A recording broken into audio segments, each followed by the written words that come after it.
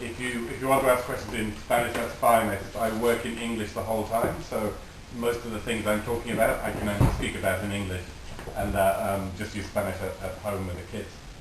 So I thought I won't speak for a very long time, but I'll just talk about where Facebook's come from and what we think we're doing, and then I'm very interested more to discuss the things that you're thinking about when you think about Facebook, and maybe you will have different ideas about what we're actually doing from what we think we're doing.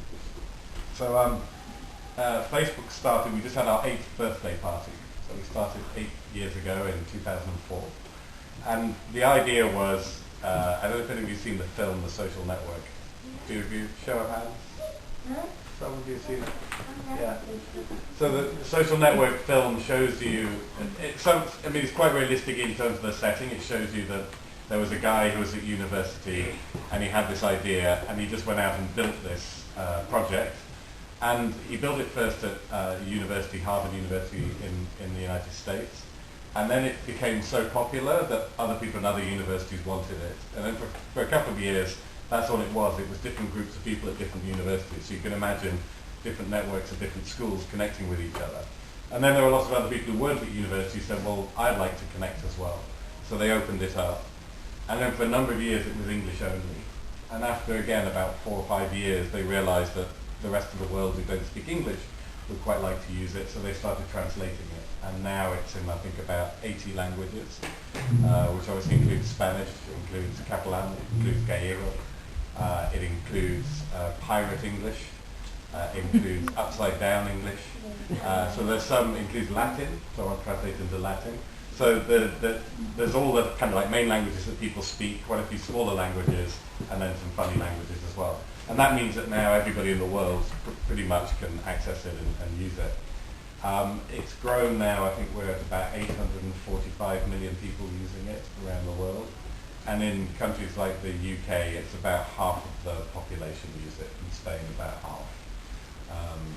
Spain, there's another network, 20, which people may know, which has quite a lot of use as well. But in most countries, it's about half of the population use it.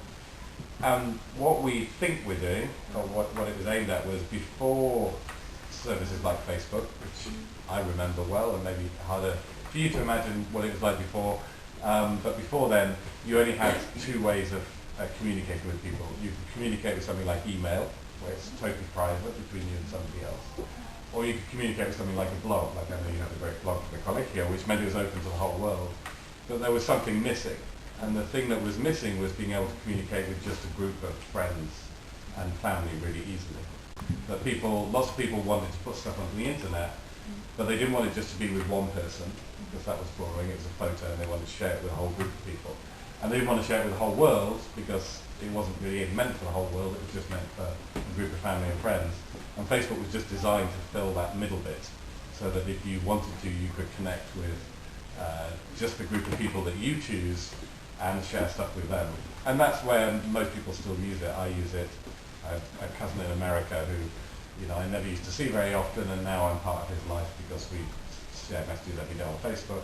I have stuff that I want to share with my family and friends. I have different stuff I want to share with the people I work with. I have different stuff that I want to share with other social circles.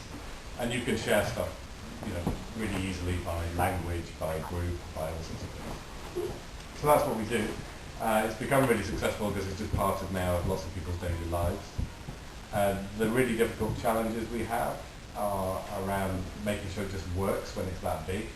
So if you use web services, websites, I'm sure you've all done this, if they go slow, you move on to another one. You try and access something and that whatever the spinning wheel goes round on your thing, and you're like, I'll move on to something else. So making a website work really fast around the whole world for 845 million people, like hundreds of millions on at the same time, is quite difficult. So we spend a lot of time just trying to make that work really fast, because we know it's really annoying for people if it doesn't. Making it work really well on mobiles is important, because now that's where everybody's going. It is, that's my life, it's more on here. If you have to take away my computer or my mobile, I'd say take the computer, because the mobile is every minute of every day.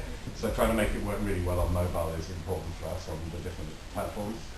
And then trying to keep it safe is the other bit, where if you run anything on the internet, most people, we have to say, use it sensibly and properly. And on Facebook, you have to use your real identity. You have to actually present yourself. You can't pretend to be Mickey Mouse or whoever you want to be. On Facebook, you're supposed to present as your real identity. And that's because we want people to be responsible for their own actions and not just hide behind being anonymous on Facebook. There are other places on the internet where people are anonymous, but on Facebook it's not allowed, and that's because we want you to take responsibility for your actions. And most people do, and most people behave really well. We don't have any problem with them.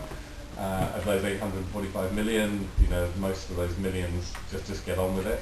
But then there's a really small number of people with every internet service who try and abuse it, and they abuse it either to harass other people on the service, and there we have rules, and we say don't harass other people. If it gets reported to us, we'll throw you off.